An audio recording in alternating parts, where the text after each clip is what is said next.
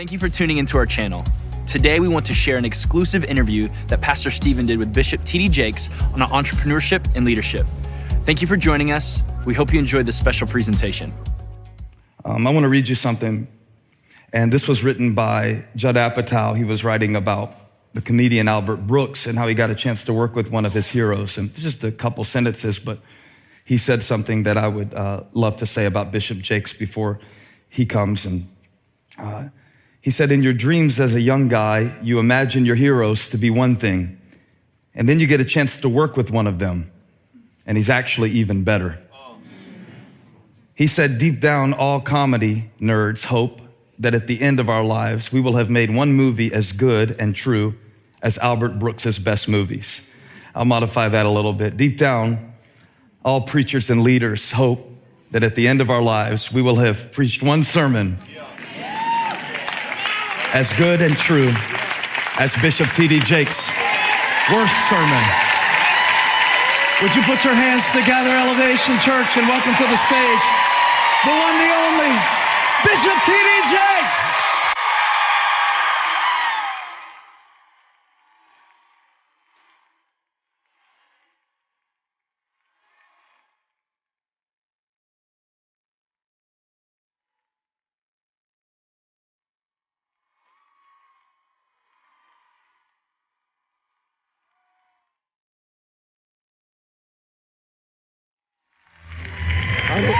I don't know how we're supposed to do this, but I want to tell you right off the bat, this is my Stevens Furtick outfit.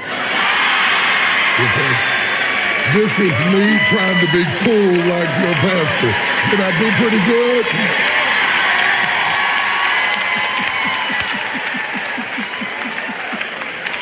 Cool, man. So I inspired you. You inspired me. Can we call it even now for all of the stuff I've ripped off from you over the years? That The only problem is my thighs can't breathe. That's a problem. So if we see you leaning over. Yeah, I need an EMT for my knees, but I'm good. Woo. Woo. You can't dance in these things, man. You can't? You know, you just got to jump up and down. Can you soar? I can soar in them. How would you like to hear Bishop T.D. Jakes and Pastor Stephen Furtick sing I Believe I Can Fly by R. Kelly, a duet to begin this interactive experience? Is that something you might be interested in? All the millennials are like, R what? Yeah, I know, right? Maybe we'll do that at the end. No, let's not. Do you like that song? Yeah, I like the song. What are some songs that you like to listen to, Bishop Jakes, that don't get played in church? That don't get played in church? Woo! Cut the cameras. Oh, you guys can be seated. We're hanging out now. They're so excited. I like Luther Vandross. I like Anita Baker, you know. I like, lesser known but extremely talented is Kiko Matsui. Kiko Matsui is a Japanese jazz pianist that is absolutely out of this world. And I listened to her this evening before I came over here, so I'd have my international flavor. Yeah. So I like all kinds of music. I like classical music. I like gospel music, of course. I like just about every kind, every genre. Even some country. I'll go country on you every now and then. Greatest rock and roll band of all time. Oh, God, now I'm in trouble. Now I don't go rock and roll. No. Though it's funny. I grew up in the Jimi Hendrix era. So, you know, anybody, oh, you Jimi Hendrix? No. Yeah. Big poster of him on the wall. My life's ambition was to have his afro. I had women braiding my hair till my eyeballs were up like this, trying to get my hair to grow. It never happened. I didn't get hair till the Jerry curl. That was your moment. You don't know nothing about a Jerry curl. Yes, sir, I do. You don't know nothing about that. I mean, not from personal experience. I've seen pictures. You've seen pictures of it. Well, when I used to preach years ago, I wore a Jerry curl and I had a towel around my neck. And when I got to really preaching, you seen some pictures or something? Yeah, and the Jerry curl, the juice would fly across the front aisle, and everybody gets slain in the spirit. Those were the days when the power of God was falling. Is that the secret? That's the secret. You got to get a curl. I'm in trouble. So excited about this new book, Soar. Excited to talk to you about it tonight. Thank you. I've been reading it. Yeah. It's kind of weird, though. I had to do my research to interview you, and so I put in Amazon because the book is subtitled Build Your Vision from the Ground Up, and focuses on leadership, entrepreneurship. So I put entrepreneur in Amazon search, and over 56,000 results. Wow. Over 56,000 results. And then I put in leadership, over 257,000 results. Amazing. Which made me wonder, for my first official question of the interview, what was missing from the conversation that made you want to add your voice? Timing. What we need depends on where we are in the history of this country. The topography of this country has changed in terms of how we make a living quite a bit, from agricultural. We went through that phase to industrial age, to the information age that we're currently in right now. And people have had to retool themselves in order to keep up with trends they didn't choose. Now we're in an era where people of my generation send our kids to school because we train them to think a job. And we said, if you go to school and you get a good education, you're going to come out and you're going to get a great job. And that was true when I was coming up. But that's not true today. Today you can, am I right about it? Today you can go to school, you can get a great education and come out with a good bill. A whole lot of debt and end up working at Burger King. Nothing against Burger King. But how do we, I have to be careful, brother, like we get sued on the regular.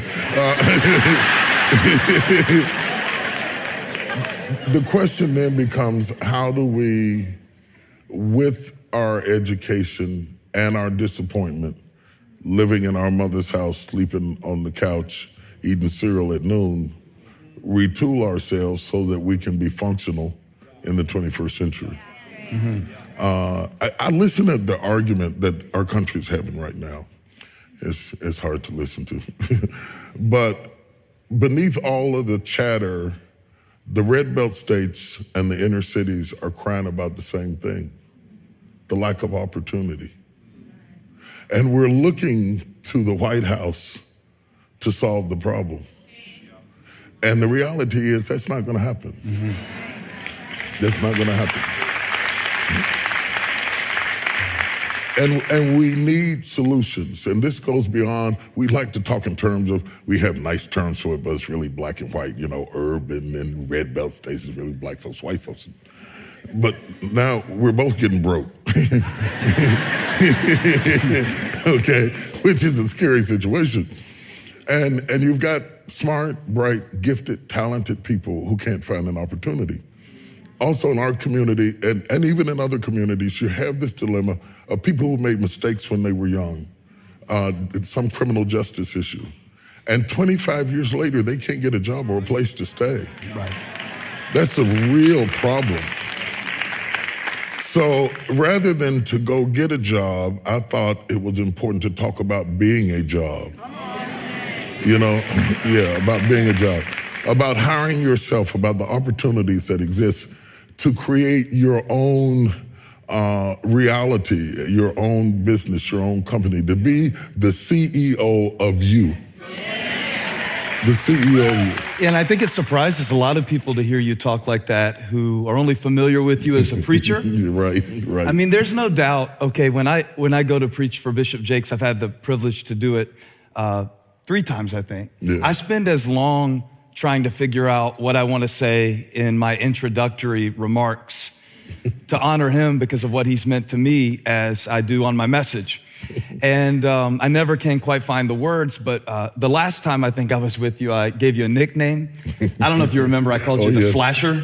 Yes. And I called you that because I called him that because no matter what title someone would put with the name T.D. Jakes, they would have to put a slash after it. Yes. So you're a pastor / author, New York Times best-selling, multiple #1, 793 weeks author. / producer / record label executive / philanthropist / father / husband / so I call him Slasher. Probably the first time you've ever been called that. That got me an FBI investigation.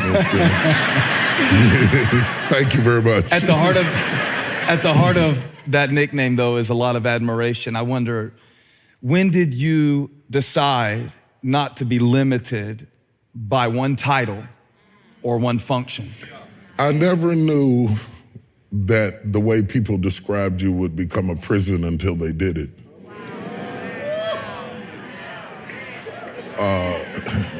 When I met me, I was not a preacher. So I didn't know that they would incarcerate me with the title. You are at your best when you are authentic to your core, and you have to be what you are, not what they call you. Sometimes, you understand what I'm saying? Sometimes people will call you a name and you start living up to the name, and it limits you from what else God wants to do in your life, you know? And by the way, I get a lot of credit for inventing this, but the credit is really misplaced, because when you think of the Apostle Paul, he was a writer. He was a thinker, respected by the thinkers of his age at a time when there were profound thinkers in Paul's age, known for his ability to be progressive intellectually. He was a speaker, he was a writer, he was a tent maker. He was able to influence Aquila and Priscilla, not because of his preaching, but because of his business. They shared the same business. And out of that business influence and affluence, a relationship emerged that affected the kingdom. When you look at Jesus, who was a carpenter's son, and later they called him a carpenter, he who handled wood ended up nailed to a tree. And what happens in life as we evolve as a person, we cannot allow ourselves to be incarcerated by anything that people would describe us with, because we limit then what the Holy Spirit can do in your life. Mm-hmm. You understand? I do. Let me jump in and say this one quick thing. I think if Jesus had come in our day, he would have been a filmmaker. But because they didn't have films, he told parables. But if you think about it, parables are movies made of words. If he were to come today, he would have done films. Imagine how that would look like today. Most of what we call church, we would have to teach Jesus.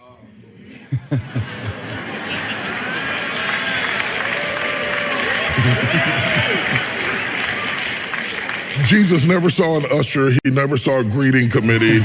Jesus never saw a choir. Jesus never met a deacon. Jesus never had a board. Jesus never had a whole lot of things that we would have to go through and say, now, Jesus, don't sit over there. That's the reserve section. And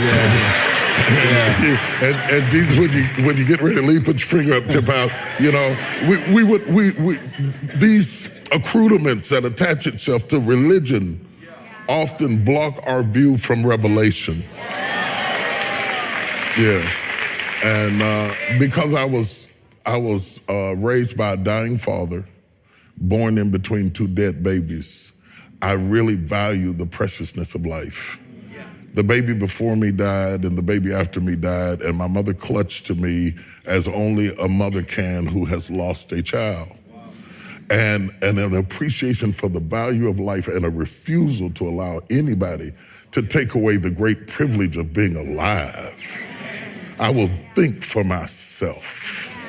I will move in my own direction. You can say whatever you want to say about it, but I'm going to be me. You see what I'm saying? Yeah. At the core of everything, SOAR is saying, don't be limited. Don't put a period because you did one thing that you can't do something else, that you can't be something else, that you can't evolve as an individual, that you can't explore other idioms of thought. Let me shut up because I get to talking. I'll talk. No, it's great. I want to dig deeper into that, because the arc of your teaching and one of the most influential messages that I've received from you is get out of your comfort zone. I mean, if you open your mouth, some version of that's going to come out. Maybe from the Old Testament, or maybe from a chicken's egg. You know, there's some way that you're going to tell me get out of your comfort zone. I wondered though, because I've also heard you teach so much about your capacity, that each person has a God-given capacity. For the person who is trying to decide, who am I, what can I do? I don't know yet. I haven't tried yet. I think I know what I have. I don't know if I have it or not.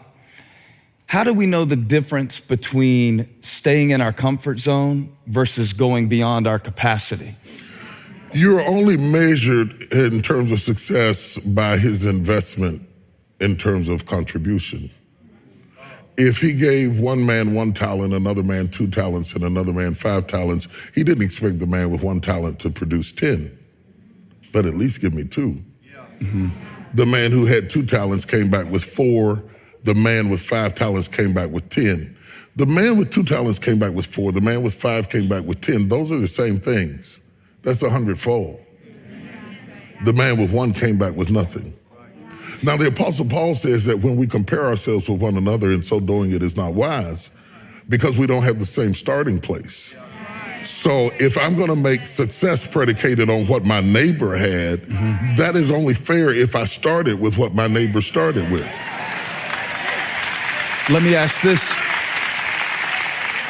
What if I'm not clear about what I started with? Because I've heard you do this thing before too. Okay, the advantage I have interviewing you is I have a library of things that you've said. I don't think there's been a sermon. I don't remember, by the way.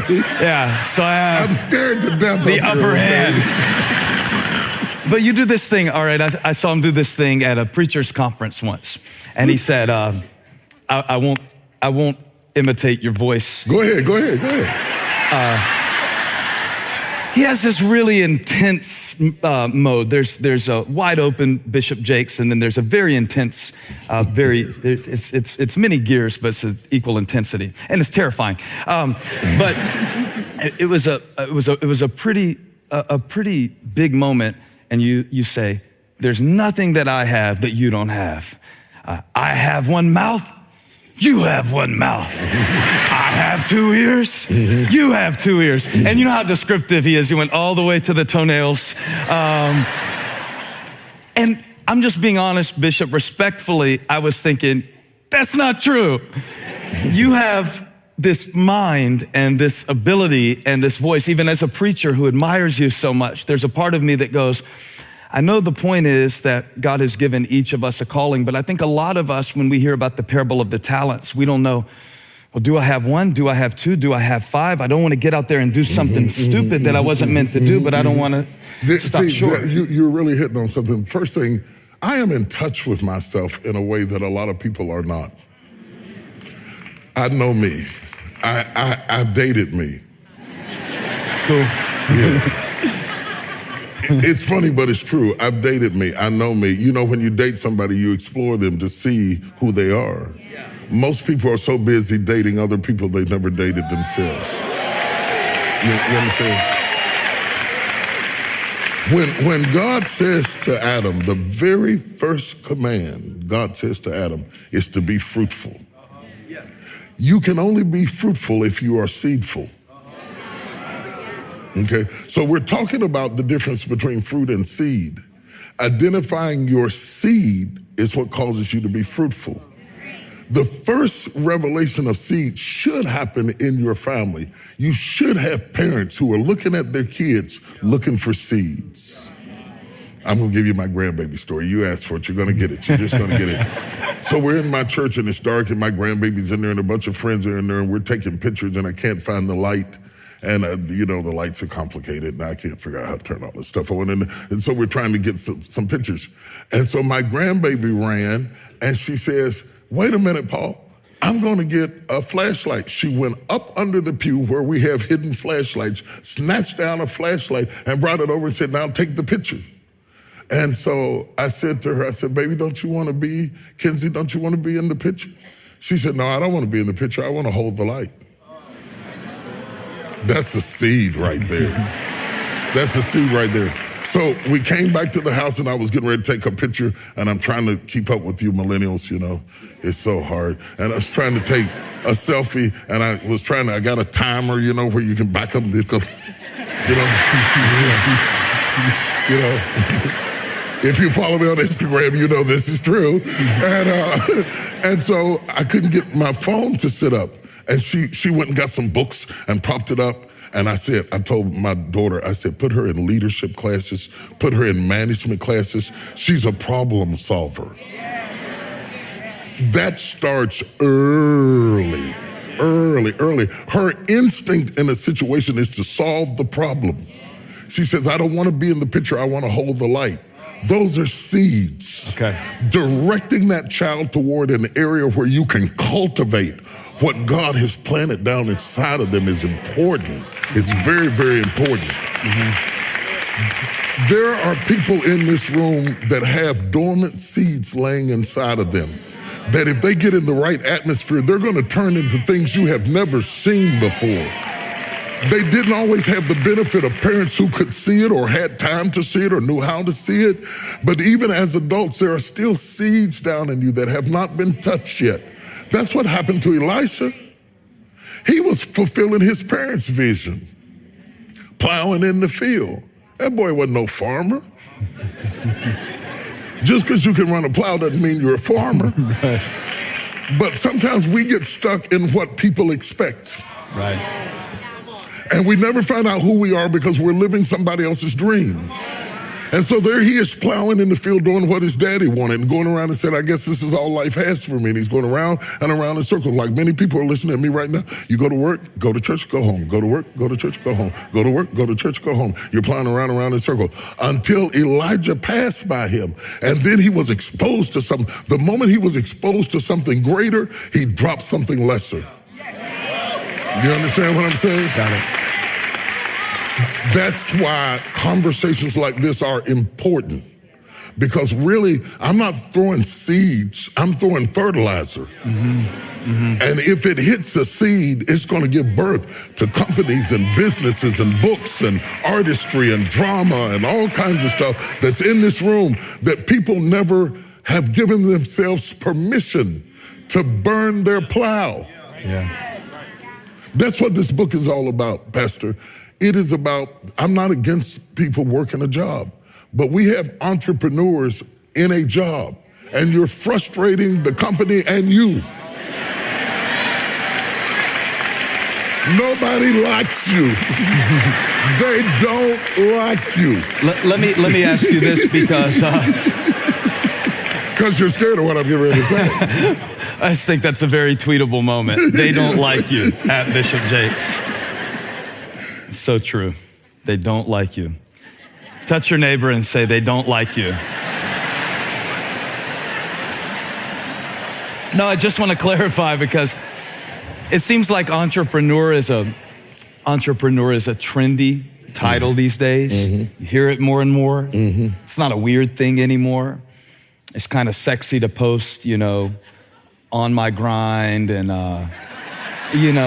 What do you think about that, Bishop? Because I would imagine that generationally, I know enough about how you grew up. Maybe people would like to hear a little bit about what it means to you. What's the essence of entrepreneurship to you, your value system, versus how you see it being portrayed culturally now, especially in a younger generation.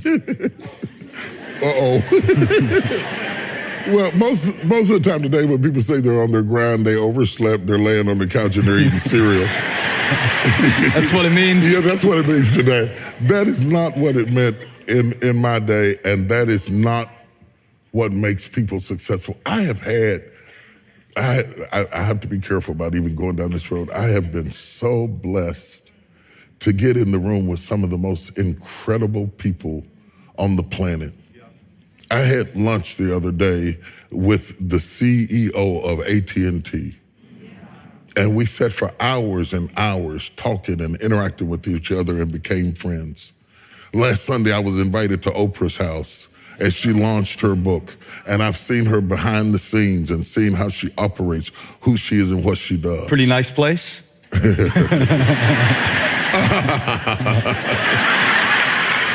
Instead of burning my plow when I came home, I started to burn down my house, okay?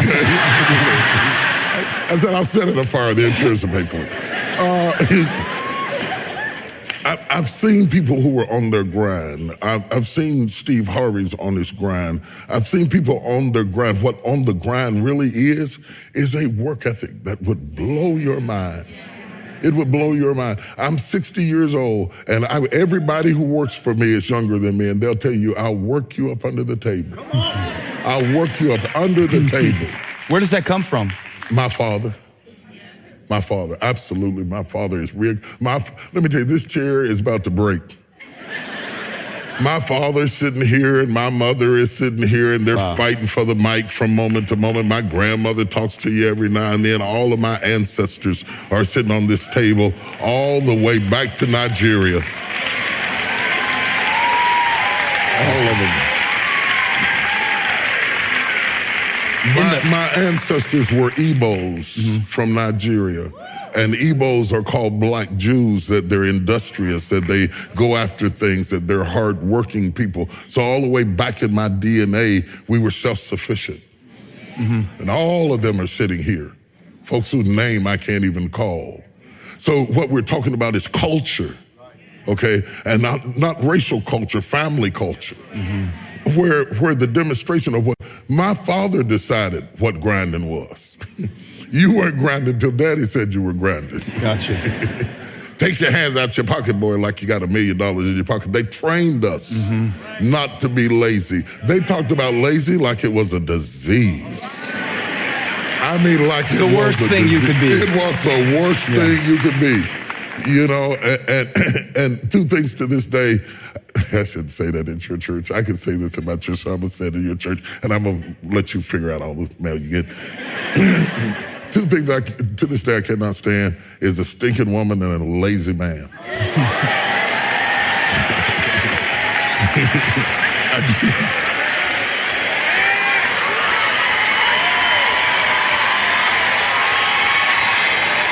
They like that. There's some folks that agree with me out there. Our sister got to take a bath, praise God. Our sister got to throw some water here and there. I ain't talking about baptism. And I'll give a brother a pass on the smelling good if he works hard. But don't tell me you're on the grind and you're not really on the grind. Here's the problem. The Bible said Benjamin, Jacob was dying, laying in the bed. Talking about fathers to son. He's laying in the bed, he's dying. And he sat up. The Bible said Israel strengthened himself. Notice that, Israel strengthened himself, sat up in the bed. And he said, Benjamin shall raven as a wolf. In the morning, he shall devour the prey. And in the evening, he shall divide the spoils. Notice the time clock there. Yep. In the morning, you devour the prey while you're young. See there? That's the intensity thing I was talking about. You see that? Imagine when he has a steak knife across the table. One lady jumped back 3 rows, just said, in the morning. I see a lady really scared out right here. My mother was a school teacher. She was dramatic. In the morning, you should devour the prey. In the evening, you should divide the spoils.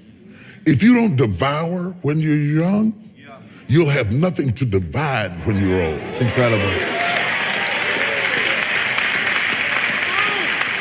I am scared to death of people who are young and saying, I just can't figure it out. I haven't made up my mind yet. I tried that. I didn't like it. I don't know. Maybe I'll do that. I think you better hurry. Right. You better shoot something right now. Right. Because youth goes quick. Right. I mean, like, it goes like a runaway slave. It goes. Youth is an Underground Railroad with Harriet Tubman. It gets away, okay? So. These are things I would not say. You can't say, so you just sit there and nod. Right. Just sit there and nod. Sit there and nod. Am I on? And have the white man's liability of turning red. See, we get embarrassed and you can't tell it, but when you're embarrassed, you turn red. God bless you. It's going to be rough tonight. It's going to be rough tonight. It's going to be rough tonight.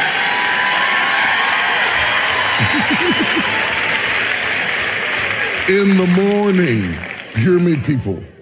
In the morning, devour something. Throw your whole self at something. You'll never know what you can do and what you can be until you throw your whole self at it. Devour it. I mean, devour it. Don't try it. Devour it. Attack it. Attack it like you're going to kill it. Devour the prey. And in the evening, you divide the spoils. We have it backwards today. We want to divide the spoils in the morning. So we're blinging when we ought to be devouring.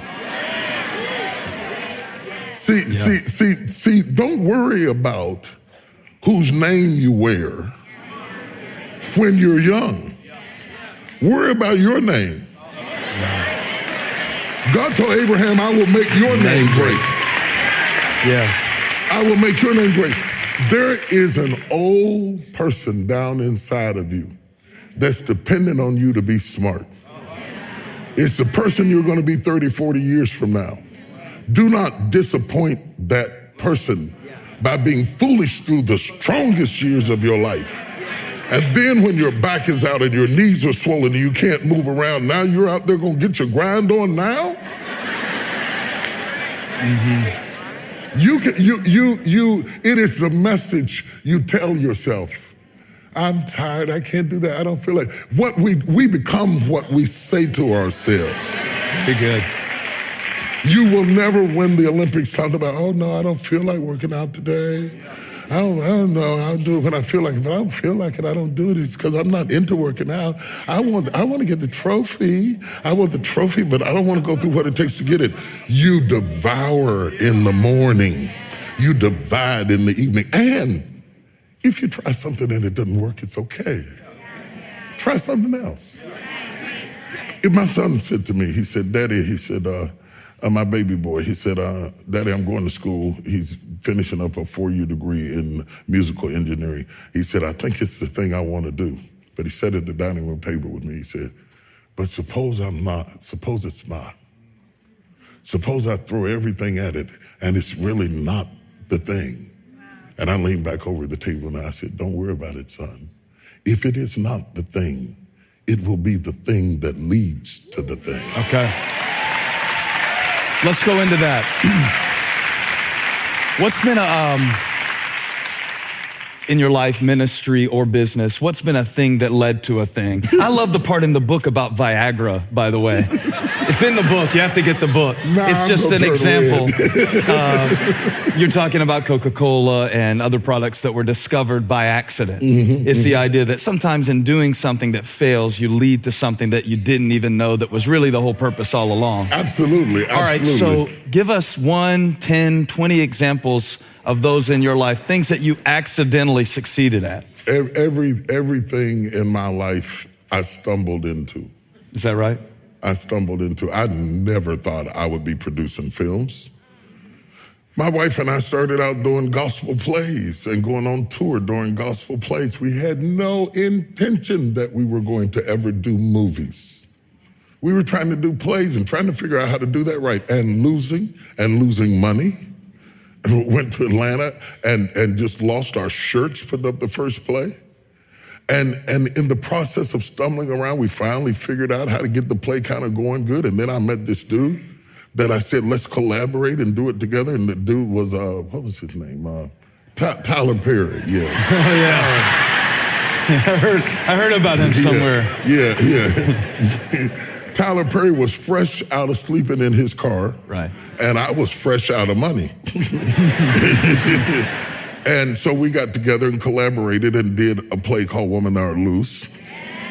And we toured the country doing Woman Thou Art Loose. And then we went to LA and did it. And a guy named Reuben Cannon was in the audience. You never know who's in your audience. Footnote to preachers, speakers, singers, anybody on the stage. Never adjust your performance to the crowd, because you never know who's in the crowd. You never know. Always respect your audience with your best performance. I don't care if it's 3 people. One of those people might change the trajectory of your life. So Reuben Cannon was in the crowd, and he saw the play, and he said, I want to make it a movie. He said, I want to make it a movie. Bear in mind, I didn't have no movie money. Movie and money both start with the M for a reason, okay? When you have one, you got to have the other. But he said something to me that becomes the way business people think. They don't fail to do something because they don't have the money. He says, we'll raise the money. Let's do the movie. Listen to the difference in attitude. I can't do it because I don't have the money. He doesn't see money as an issue. If you see it as an issue, it'll be a stop sign. He says, oh, we'll raise the money. So Cedric the entertainer, and I can't remember who all, Oprah put some money in it, and different people put some money in it because he knew them.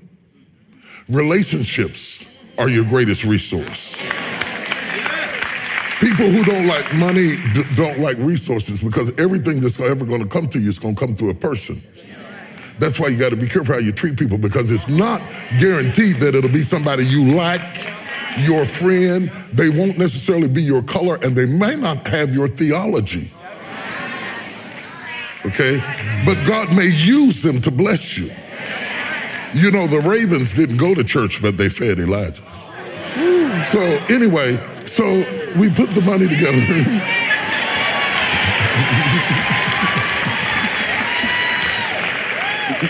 we put the money together and we did this little low budget film Woman Art Loose, and just on a whim submitted it to the Santa Barbara Film Festival and won the festival.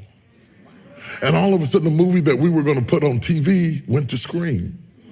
You see how you're stumbling into it? Yeah. It's not always that you planned it, but if you honor where you are with your best effort, even if it is not it, it will lead to it. So as you walk along, you stumble into it. I was telling my church Sunday, if you go to my stream and stream our service Sunday, you get to see a big, ugly 6'2" man start whimpering and lips start trembling. Got you trying good. Not to cry. Yeah. I had no idea when I was pastoring in Smithers, 40 people, 50 people. Smithers, West Virginia. West Virginia, on Easter. 40 on Easter. On Easter, bro. Right. On Easter. On Easter. That's counting pregnant folks and dead members. We had about 50 people. I had no idea that the Potter's house was in me. You stumble into it. Yeah. But until you dignify the 40, you don't get the 40,000. The problem today is that people are so busy going after the 40,000 that they don't respect the 40. And if you don't do your best with the 40, you won't get to the 40,000. Yeah. So all of my life, I stumbled into relationships and situations and circumstances that I had no idea were going to happen in my life. But as you dignify the present with your attention. Yeah, I like that. To be present in the moment. I like that. That is so important. And sometimes I have to make myself do it because I'm such a planner. I'm so strategic. I'm really 10 years ahead of where the calendar is right now. I'm waiting on it to catch up. I got plans. You are so strategic. That's what blew my mind about you. I thought you were just a cyborg before I met you. Do you know what I mean, though? I thought you were Look just... that up. Did he curse at me? I thought there was this force of nature. Bishop T.D. Jakes was a force of nature. And some little things that I've seen, some little things that I've noticed. There's a, I thought I would use a prop. Bring me that, that one. This is from the book. I saw, thanks, Jonathan. See, he didn't want to come all the way up. He just stopped short. You won't get blessed like that, Willie Bishop. You got to come all the way. Fell short of the glory. It's all right. All of sin. But I love the quote in the book. You compare our vision to architecture. Mm-hmm. And you talk about how if you plan it with a pencil, mm-hmm. you can weld it with steel. Mm-hmm. Mm-hmm. And that's what surprised me about you because you're so gifted. There's no denying that. when I saw the systems, the structures, the thought process that goes behind who you are, it almost made me depressed because I realized, oh, this isn't magic. You may have stumbled into it from one perspective, but from another perspective, it was strategic stumbling. At least you were trying to do something. Let me interrupt you. Please. You stumble into it. God gives you an opportunity, and what you do with that opportunity is your gift to him. Got it. You understand? When God gives you an opportunity, instead of just jumping on the opportunity, you're supposed to see what it can be. I tell them all the time, you know, God never made not one table. Yeah, I love this. Do this. This is really. God never made a chair. In all of his years of being God, he's never made a chair. He's never made a table. He just made a tree. And the rest of it was up to us. Right. When God hands you a tree, imagine a table, a chair, imagine a wall in a room, imagine a log cabin, imagine what it can be, imagine what it can be, imagine what it can be. God of mercy. If he hands you a child, imagine what it can be. If he hands you a spouse, imagine what he can be. Oh God, I feel his power. I feel his presence. I was out. Your church is rowdy. They shout and stuff. A little bit. I didn't know that. I was out. What did you think we did over here? This is Elevation Church. We love you. Just see him at University City. Look at University City. What's up, University City? Hello.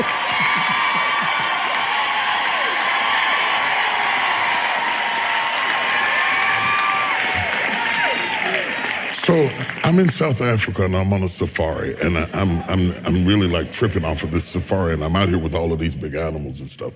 And I noticed the elephant is moving around. The elephant is strong and he's big and he's tough, and his power's in his weight. And he throws his weight around. He throws his weight around. What can you do with him? Because he's so big. God made him big as a defense. The lion roars.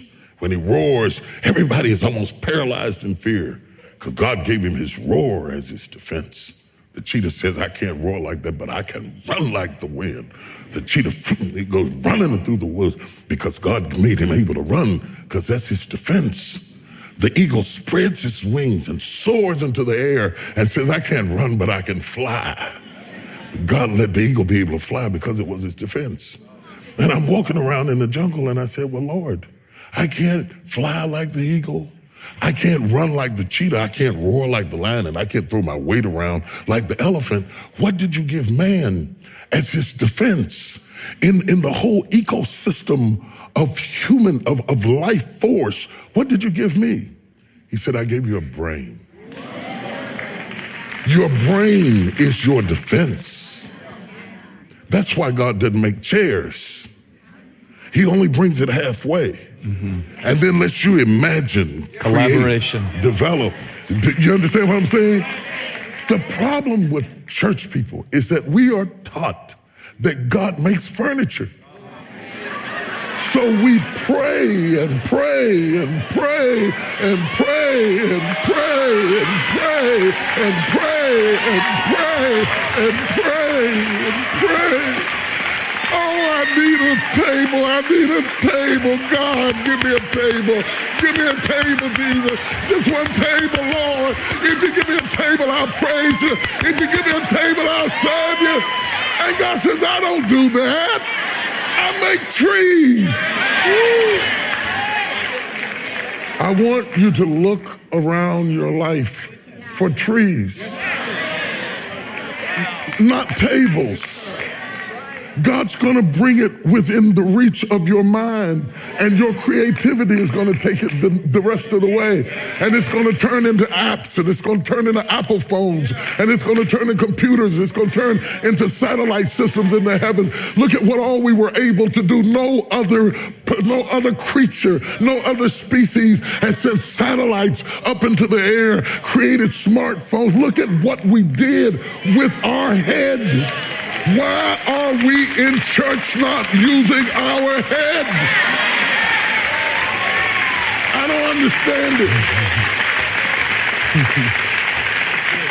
You know, in my neighborhood, they got this song, you know, that the young people used to sing. It's dated now, but they say, shake your money maker. Yeah. And they go to twerking, you know. Yeah. I ain't gonna show you. I got a couple of moves, but I ain't gonna show you, but they go to twerking. I told my church, the next time you hear that song, play your money maker, don't shake nothing down here. Shake this with me. As a man thinketh, so is he. When you start talking about the type of strategic that I am, God gives me raw elements, and I stare at them. I stare at what I've been given, like I stare at a text. Mm-hmm. I preach the way I do, not because of what I know about the text, how long I stare at the text. I just stare at it, and stare at it, stare at it. I look at my life, I look at my wife, I look at my kids, I look at my age, I look at my stage, I look at my influence, and I stare at it and imagine what it could be. And I build my strategy from my stare. See, I don't have time to be gazing at what you're doing. You understand? Mm-hmm. That's not going to help me. That's none of my business. God bless you. If I can help you, you know I will. But I'm not over in your business. I'm never going to be over in your business because every time you turn around, I'm staring at mine. For this season, for this stage, for this age in my life, what could I do with what I have left? Your miracle is never in what you lost. It is always in what you have left.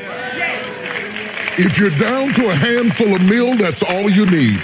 If you're down to 2 fish and 5 loaves of bread, that's all you need.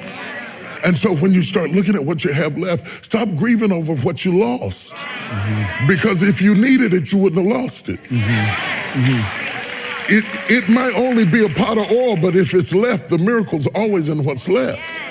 So what can you imagine with that? That woman, that pot of oil would have never done anything if you didn't pour it. It would pour as long as there was capacity to receive. Yeah. So when you start talking about being strategic, and this is going to help you a whole lot. For me, once I envision where I'm going, then I can tell what I don't need. Let's talk about that. You see, if I packed to go on this trip based on where I was going, I checked the weather. I looked at the places I was going to speak. And everything that I thought I would need for where I was going, I put in the bag. And anything, I didn't pack no swimming trunks because I figured I wasn't going to need them. Why do I load down my bag with things I don't need? Okay? I want to circumspectly, with great precision, tailor my life down to the things that are necessary to get me where I'm trying to go. Stephen Mansfield, who is the CEO of Southern Methodist Hospitals, this chain of hospitals throughout Texas, a multi-billion-dollar corporation. Healthcare is a business.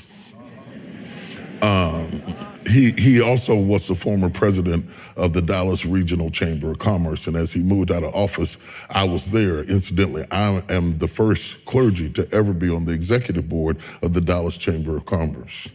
And there I am on the executive board. They control all the wealth that comes in and out of our city and all the planning and all the preparations to be able to move the city of Dallas forward. And there I am in a room full of CEOs and executives, and I'm listening at them talk, and I'm staring.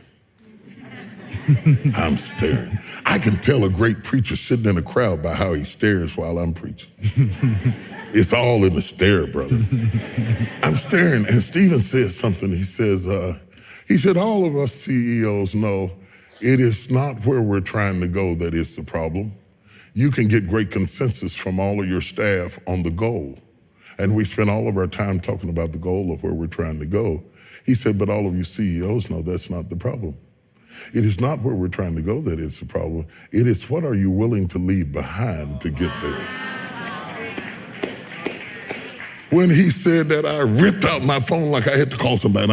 I had both thumbs. I very seldom use both thumbs. I had both thumbs. I was just a packet at a packet at a packet. Is what are you willing to leave behind? If you're going to soar, if you're going to soar, you have to break a law to soar. The law is the law of gravity. The Wright brothers had to figure this out, that every time they tried to go up, Isaac Newton was right, something kept pulling them down.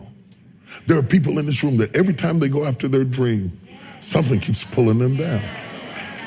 They want to open up a not-for-profit. They want to open up a healthcare. They want to open up a home for unwed mothers. There's some lovely, good things. It's not about being rich. It's about purpose that they're trying to do, but every time they try to do it, that something keeps pulling them down. There is a law that always wants to pull you down to where you came from. You came from the dirt, and where you came from will always call you back. You have to escape the gravitational pull of where you came from. And in order to do that, you have to break through into a higher law. The higher law is the law of aerodynamics.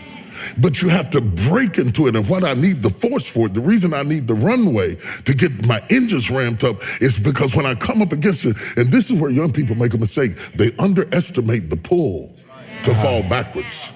They saw planes take off and they said, I can do that, but they underestimate how much force it takes to break through the gravitational pull that brings you back down. So when they fall back down, they give up on themselves and they stop believing in themselves. Whereas if you would just go faster at it and go harder at it, you would break through the law of gravity. Oh, hallelujah. Wow. You know? Everybody has something that's trying to pull you back to where you came from. And so when the Wright brothers built the plane, and the book is built around the Wright brothers, when the Wright brothers built the plane, they built it in Dayton, Ohio. And they built it in a... Dayton! Dayton! There's 3 old ladies over in the corner there from Dayton. They're so happy. I'm teasing, I can't even see. But they were in Dayton, Ohio. And they figured out, they built the first plane in a bicycle shop. They couldn't say to themselves, well, when I get what I need, I'm going to build a plane. We don't have a manufacturer. We don't have any backing. We don't have any money. And by the way, we don't even have a degree. But none of that stopped them from building. I wrote this book to people who don't have what they need. Okay? I didn't really write the book to big-time entrepreneurs. Because all of those books you're talking about, they got them. I wrote this book to people with big dreams and little resources. I wanted you to build your plane from a bicycle shop. And then they got it all built up and dated, and then they figured out something. And I can cite, I do in the book, I cite examples of things that I did that succeeded or failed off of this next thing. They said, we have to move to Kitty Hawk, North Carolina. There were 2 reasons. One, if it came back down, it would fall in the brush and the landing would be better. And the second reason was the wind was right. There are times you can do the right thing in the wrong wind. Okay? Some of the things I tried didn't work because I didn't study the trend. I studied the plane, but I didn't study the trend and the wind that's necessary. Success has a lot to do with wind. If Colonel Sanders came along today and started KFC today, he'd go broke. Because today we're all worried about, carbs and fat grams and all this stuff. I'm a vegetarian, all of this stuff. We're reading the labels and all of that stuff. But he started his business at a time that women had just gone to work and families were used to home-cooked meals. His business solved a problem. The stats say that people who go into business because they want money are apt to go out of business 80% of the time. People who go into business who are successful don't go into business based on their need, they go into business based on their customers' need. If your business or church or ministry solves a problem, it requires less marketing. You don't have to talk me into wanting something I need. But when I don't need it, you got to spend a whole lot of money talking me into something. So you want your business to be a solution. In fact, you want your life to be a solution. Nobody sends for a problem, they only send for an answer. If you're feeling lonely and you're feeling rejected, figure out how you can be an answer to somebody's problem, and they'll always invite you. Because people invite answers, they repel problems. So when you come in the room giving problems, it is the most unsexy thing you can ever do in the world. It's true. Somebody far less cute can get much further than you because they don't moan and groan and complain. Really, when people ask you how you're doing, they don't really want an answer. We're not serious. Don't sit down there, well, I'm doing fairly well, but my knee is hurting and my back has been hurting from time to time. And when it rains, my eye starts twitching. I got a little pain going on right here. It's driving me absolutely crazy. And I just don't know what in the world I'm going to do because I got a thumbnail growing over here. It's just that's why I didn't wear the shoes I want to wear with this stretch. Because, no, get out of here, get out of the crazy. Bring solutions. Bring solutions. Bring solutions. Bring solutions as a person. Bring solutions as a business. Bring solutions as a ministry. And you will always soar. When's the first time you saw yourself as a solution? I wrote Woman Thou Art Loose, and I didn't even know how to write a book. Really? No, I didn't know nothing about writing a book. I didn't know a thing about How old were you? Book. In my 20s, somewhere in my 20s, late 20s. I wrote the book in a PC study Bible notepad because I didn't know what a word processor was. So there was a friend of mine named Pastor Clifford Frazier, who we were just getting into computers and stuff, us old guys. We was getting 28 old guys. We were just getting into it. And he said, why did you write all of this in a notepad? He said, it'd be so much better if you wrote it in a word processor. I said, what's that?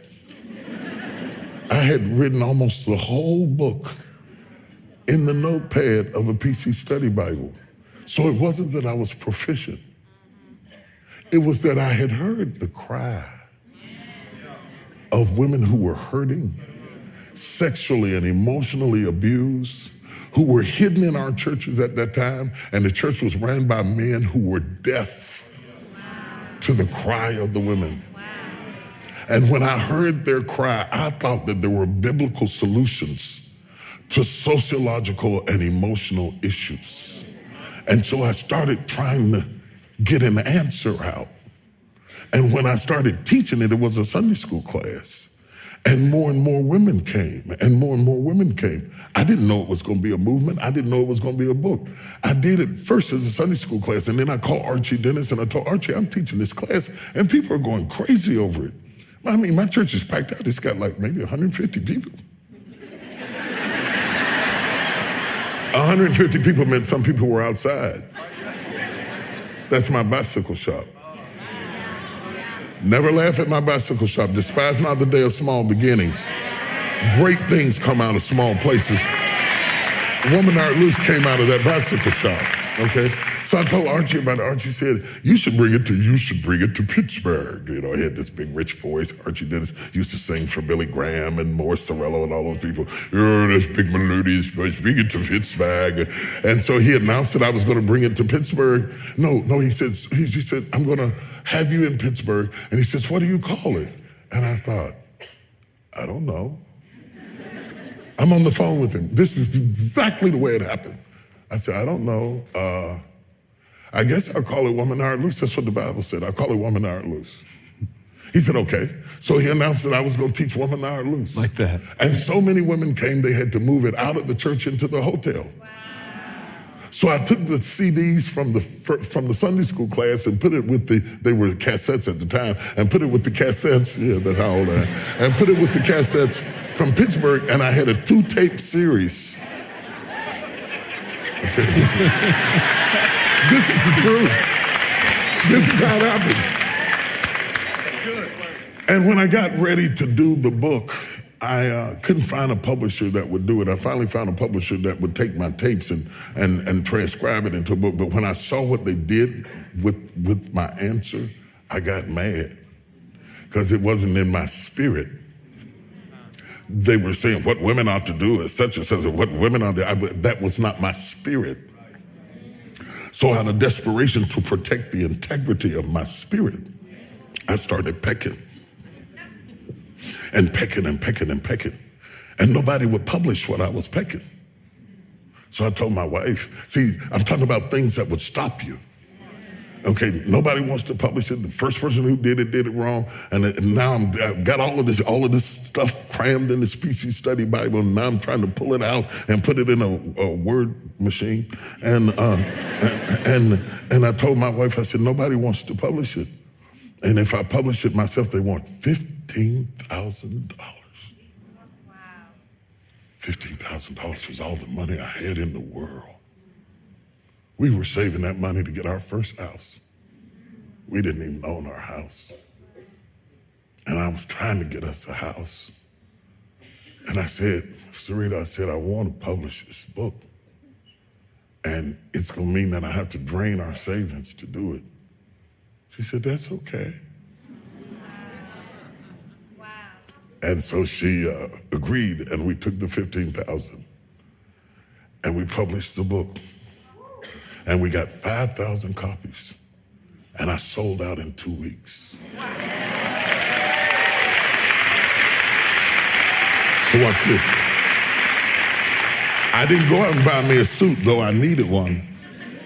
The lining had come out of my suit because she was washing it in the washing machine because we couldn't afford to go to the cleaners.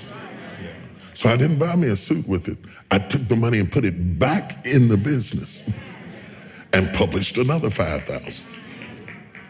I had no idea that book would end up selling over 5 million copies. Be translated into 10 different languages. Be known to this day around the world in places I have never been. And it all started in my little bicycle shop. So when I talk to you about the Wright brothers soaring and catching the right wind, I'm talking to you about things I know that happened in my own life. I never let not having enough stop me from getting up. Yeah.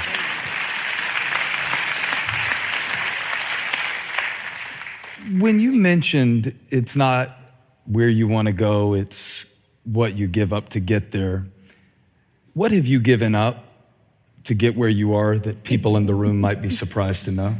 It reminds me of a statement that somebody asked Catherine Kuhlman. Do y'all know who Catherine Kuhlman is? Catherine Kuhlman was a woman preacher when women preachers weren't cool. And she was preaching in California, and to some people they're still not cool. And she was preaching in California and preaching for Full Gospel Businessmen Association. She was dramatic. Oh my God, look at him walking. The young man is walking. Anyway, okay. So, oh, come on. It's the dramatic side of me. I do movies, so you know, what do you expect? So they asked her how much did it cost to be who she was. And she laughed. She said, simply everything, darling. Simply everything. That was so true. When you start talking about, I was walking through the airport when my ministry first started to explode. I was so distracted by the explosion that I didn't see the damage. An old preacher was coming through the airport in Charlotte. Yeah, it just dawned on me within Charlotte as you was there. When you live in West Virginia, if you wanted to go to heaven, you either had to go through Pittsburgh or Charlotte. And I was in the Charlotte airport, and this old bishop walked up to me, and he looked at me, and he shook his head. He said, he said, you've lost something. And I thought, what that was? He said, you've lost something that you'll never be able to regain. I said, what is that? He said, normalcy. Wow. It took me about 5 years to unpack that simple conversation. Wow. That you become a target by people who have never met you. that they would say the most hideous things about you, that your children would suffer from the things they wrote about you, trying to get their points up and their Nielsen ratings up, that they would eat you for dinner and save the story until sweeps month and drop it because you had a big audience so that they could get big ratings, and that my kids would have to grow up in the middle of all of that. I was distracted by the explosion, but I would come to see the damage. I would see it in the tears of my children, the pregnancy of my daughter, the pains of my son, holding my wife in tears. And I would hold her in tears and preach faith and go home and lay down in a bed of fear. I said, God, where have you taken me? I'm telling you this, this is low caution, and I'm throwing it in free tonight. Tonight on Now I'm gonna tell y'all, nobody else can hear this, just us, y'all gonna keep it. I almost quit. I'm a country boy, I'm from West Virginia. I don't know nothing about this big time stuff. I never even asked to be big. I wanted to be effective, not famous. Famous is the consequences of being effective. I didn't know nothing about being famous, and I didn't like it. And so there I was, and when you first knew, everybody attacks you first and figures you out later. Because though we say you're innocent until proven guilty, the reality is you're really guilty till proven innocent. But I didn't know that then, and I was young, upstart. You have to understand that you're looking at a 60-year-old man, but you're talking about something that's happening to a guy in his late 20s with little kids. And the first time I was in the Washington Post, the article was so vicious it made me nauseous. I was so shocked that you could say that stuff about somebody you didn't even know based on assumptions and a little bit of this and a little bit of that. They piece it all together, and you don't get to say anything back. So I decided I don't want this. I was preaching for Pastor Bishop Mears, and nobody knew it because preachers can override their feelings and function. I preached, the place was on fire, but inside I want to quit. I told God, I'm through with this. I'm not going through this. I don't need this. I don't need that.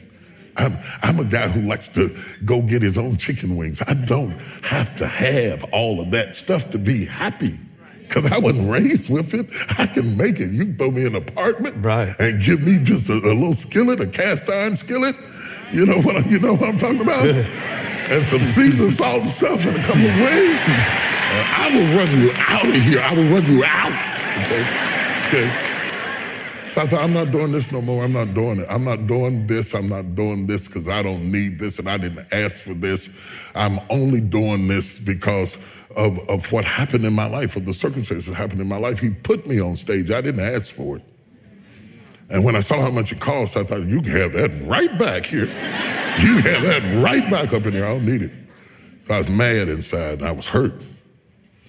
And I stayed up in the fellowship with the pastors because I didn't want to go back to my room and sulk in my own sorrows.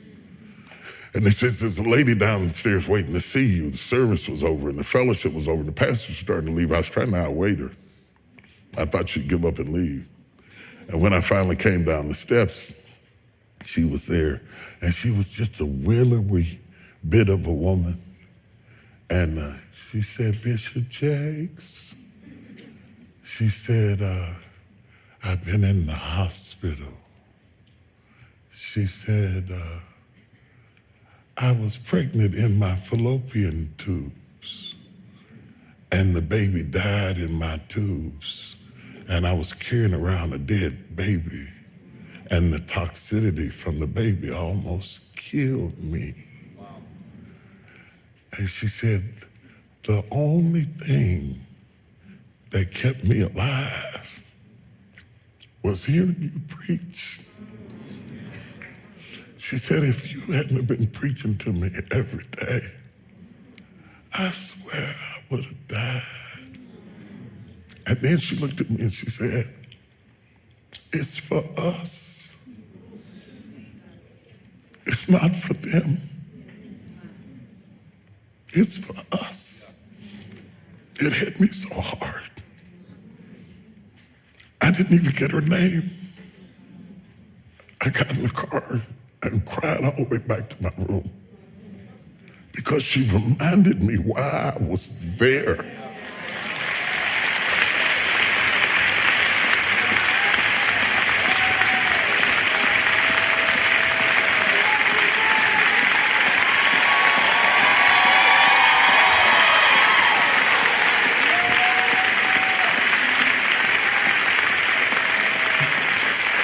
I just left last week when I text you. I was up in Baltimore in D.C. and I was doing a book signing. And this woman came up to the table to buy a sword. She said, "You don't remember me, do you?" I said, "No." She didn't even look like the same person. She's all dressed up, gained weight. She felt like she went sick. Wow. She said, "I met you in the bottom of Donnie Mears Church years ago," and I burst into tears. I lost it. I stopped the signing, and I jumped up and hugged her. If it were not for that woman,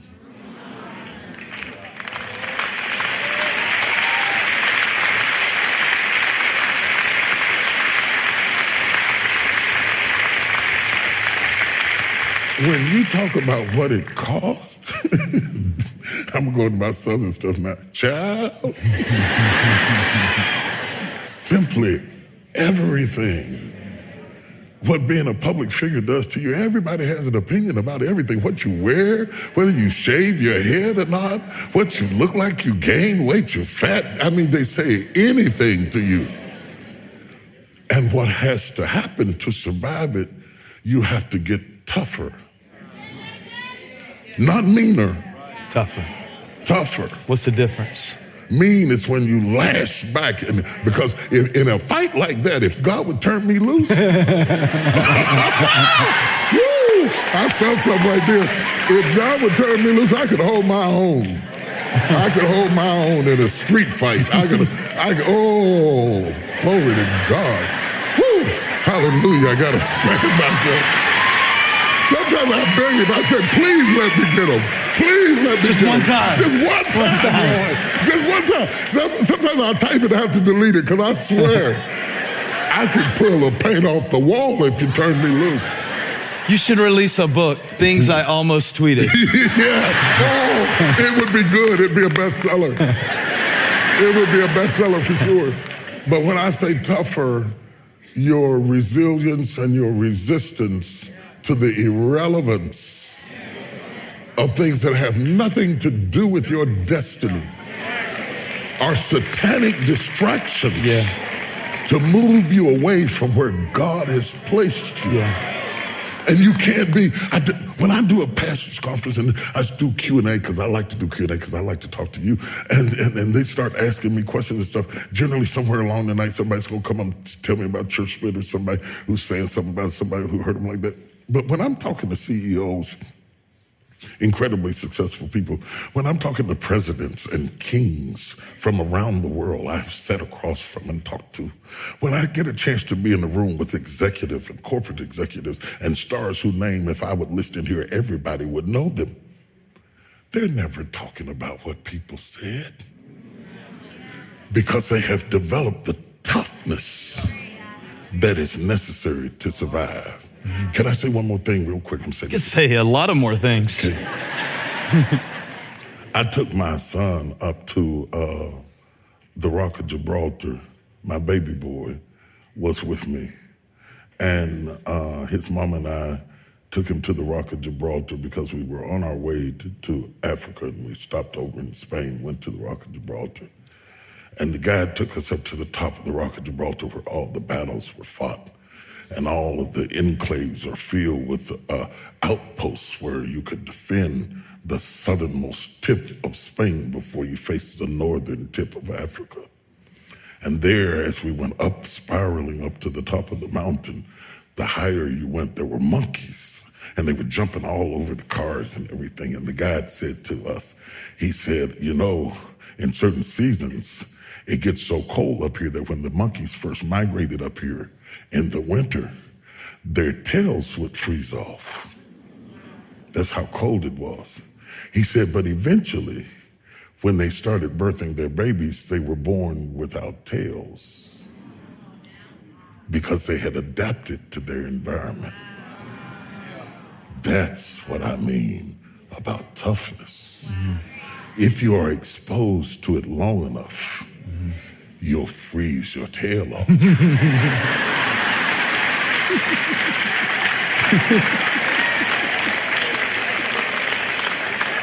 It's amazing. Tweet that, everybody. Say, oh, I got blessed and sore, I froze my tail off. But if you, to those of you, however you define soaring and success for you might be raising 2 great kids. Success for you might be opening up a spa. Success for you might be opening up a home for unwed mothers, or it might be a corporate office on Wall Street. If you don't freeze your tail off, you won't be able to withstand what success costs. You have to freeze your tail off. And I can tell that a lot of people are not ready. See, when I first started writing this book, I thought I was writing that entrepreneurship was about a business and a company and an address and a location and getting a building or a facility or starting an E-Corp from your laptop or something like that. But when I got to writing it, while I was writing it, not when I started, while I was writing it, I realized it was a mindset.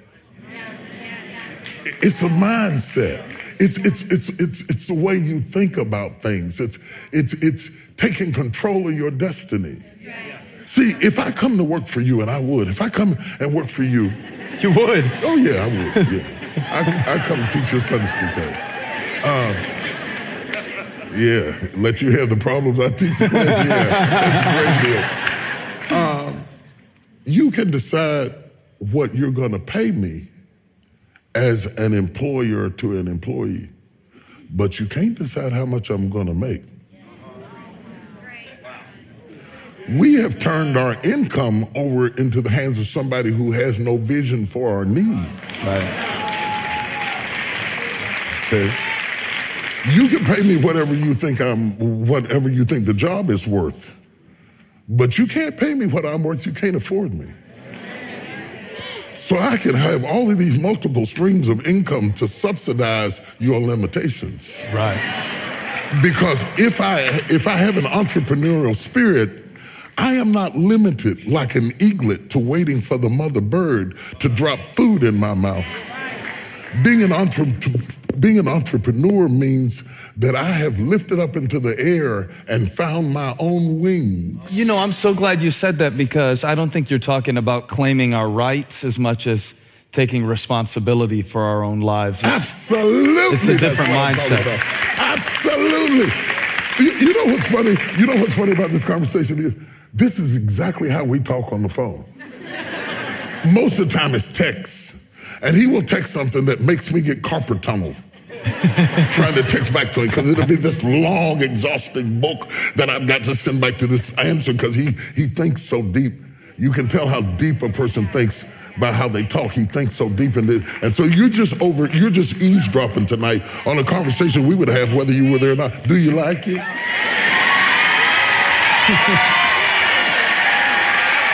They liked it. This is how we do it. This is how we do it. I'm back. It's about taking control of outcomes. It's about not allowing your destiny to be controlled by your circumstance or your situation. It's about getting a vision for where you want to be in your life, with your family, with your children, and setting a goal and dropping off things that are not relevant to where you are trying to go, so that you can focus on what is necessary, so that you can have some spoils to divide, so that you can send your kids to a college, so that you can figure out where you want to live when you're old and how you want to die. This is not about diamonds and gold and Rolls Royces, unless that's what your vision is. This is about choosing where you want to go. If it's a cottage in the hills of West Virginia in a log cabin and you want to die with chickens in your backyard, that's your business. It's your life. It's your business. It's your business. It's your thing. Do what you want to do. That's what this is about. Okay. So whenever preachers start talking about anything other than preaching, religious people just... What do they do? That's what they do. Yeah, they do. You know, but let me tell you something. The reason I must do this, because I serve a people who have a prayer list full of things that God doesn't do. Half of the things they're asking God to do is tables and chairs. And he does trees. If they could catch what I'm talking about, we could go to praying about stuff that really matters. About the kingdoms of this world becoming the kingdoms of our God and of his Christ.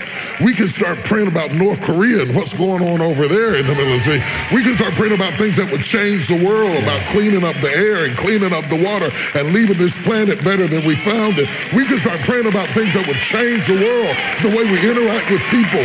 We can start praying about things that brought crack out of people's arms and delivered them and set them free and set them on a street called straight. I'm tired of praying about rent and house payments and car payments and school bills and college tuition. God doesn't do that. You do that.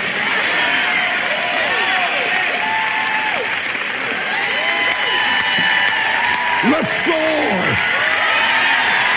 Let's soar. Spread your wings. It's time to soar. It's time to soar. I believe I can touch the sky. Oh, sing it. Think about it every night and day. Spread my wings and fly away. Come on, help us out. We're going to get in trouble. I believe I can. Come on through the open door. You going to run through the open door? I'm going to run. Do you really? Make some noise if you really believe it. Come on, UC, make some noise.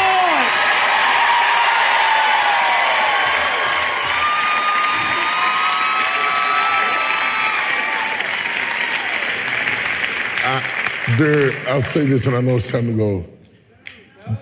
Yeah, well, I was gonna say, I don't know what your schedule is like. I don't want you to become an entrepreneur by accident by staying too late, missing work, and then needing to start your own company.